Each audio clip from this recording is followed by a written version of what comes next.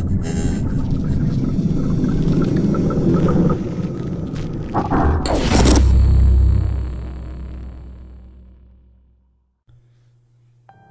a regular person, like you. But unlike you, I need to tell a story. My story. You see, it all started on what I call an average day in New York. The cars were honking at each other, street vendors were selling hot dogs, and an occasional crazy person would walk down the street, raving about the end of the world. Frankly, I was used to it all. When you live in a place as crazy as New York, you learn how to ignore what would seem like an oddity to other people. It was a day off, and I had decided to walk around and look for an adventure, which was surprisingly hard to find when you constantly had to look at your watch and make sure you're not running late for a job. These were really my only days to goof off, and today I was taking advantage of it. I walked down a few roads before growing restless. Everything seemed way too normal. Finally, I decided to go to Grand Central Station. Strange things were always happening down there, and I thought I might be able to find a good time. When I got to the main concourse, I looked around. All around me were people of different backgrounds trying to get from one place to another. There was an Asian man standing still, with a confused expression on his face, as if waiting for someone who should have been there. There was a woman, calm and well-dressed, who walked easily through the crowd, obviously another resident like me. And then there was him, standing in the corner of the giant room, his black tuxedo standing out like a dark speck amongst the sheet of bright, vibrant colors. He obviously wasn't coming from work. It was too early for that, yet it was also too late for him to be coming to work. He just stood there, in the corner, observing everything that was happening. I stared at the man, entranced, and almost fell back in shock when he looked over at me, smiled, and gestured for me to come closer. I walked over to him, now very nervous, and stopped when we were in front of each other. "So," said the man, "are you here for a ride?" I doubted he was talking about a train, so I nodded my head, and he began to lead me away from the crowd. He stopped at a seemingly plain wall, waited for a second, and then tapped the wall 3 times with his shoe. The wall immediately opened like a door, eerily reminding me of the Harry Potter books I read as a kid. He walked through the opening, and the wall closed behind us. By this point, I wanted to scream, but I had a feeling that things wouldn't end well if I did. We were now in a white room, which looked like it had been carved out of one giant crystal. In the center of the room was a table with 2 chairs on either side, which we both sat down in. "Well," said the man, "where would you like to go?"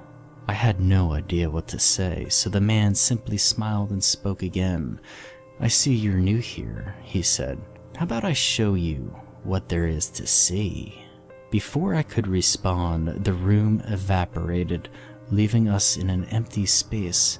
Suddenly, the area was engulfed in flames. I screamed in terror and closed my eyes until I realized the flames hadn't harmed me. I opened my eyes and gasped at what I saw. We were in a room, a vast valley as green as you can imagine. The grass was tall and unbent, as if it had never been touched by humans. I heard a noise and anxiously turned around in my chair, only to be stunned again. Out of the trees came a deer, tall and elegant. Only this deer had golden horns and silver fur. I felt the need to get out of my chair, but was stopped by the man in the suit. "I wouldn't do that if I were you," he said calmly. "We still have much more to see." With that, the world shifted again. This time, we were in another valley, but something was different. There was no grass, there were no trees, there were only red, jagged rocks. The man in the suit looked around, smiling pleasingly, as a hideous screech pierced the air around us. From over one of the rocks came something. I don't know how to describe it, really. It was like a spider, but with thick armor plate and huge, sharp claws. It screeched at us again and leapt forward. I screamed in terror as I got a good look at its face, which almost looked humid, but burnt and mutilated. Just as it was about to reach us, we changed worlds again, this time to a cliff on top of a mountain. Below us was a huge, beautiful city which glowed like a giant lamp. From it, beautiful music was played, and I couldn't help but be lured out of my chair by it. I walked over to the cliff and stared down at the city. It was then that I felt a cold breeze, and as I looked up, I saw a dark cloud on the horizon. I looked on in horror as this cloud, which I then realized was a swarm, dove into the city. The music was soon accompanied by screams of terror, and I ran back to my seat, no longer entranced. I begged the man to continue the journey and teleport away, and in a second, we were in a new world. The one was green and beautiful like the first, but it was much more forested. When I had calmed down, I looked at the man. Before I could speak, he answered me as if he had read my mind. "Yes, we did just travel to another world," he said, "and yes, those people will not live to see the sun rise again on their planet." I sat there stunned. I had just seen an alien planet. "Would you like to see more?" the man asked, and I quickly nodded my head yes. The next few months are a blur. I saw wonders and horrors, green worlds and black voids.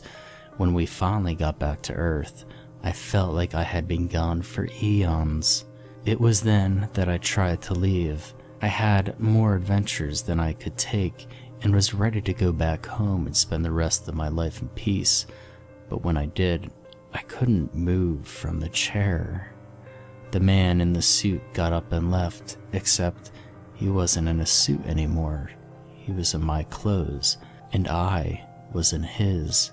I had become him. The bastard had tricked me. I was him, stuck in his fucking shoes and suit. I was trapped, forced to go on forever, traveling the universe without end. I tried as hard as I could to get out of the room, but I couldn't find the door. After a few hours of raving hysterically, I decided what to do. I had to leave.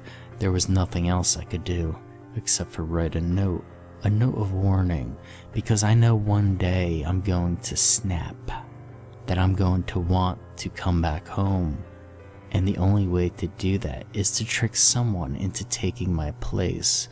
So, I'm sending this message, hoping it gets online someday, and hoping that you'll take it seriously, because you should never trust a man in a suit. Because if you do, you might just see a whole new world.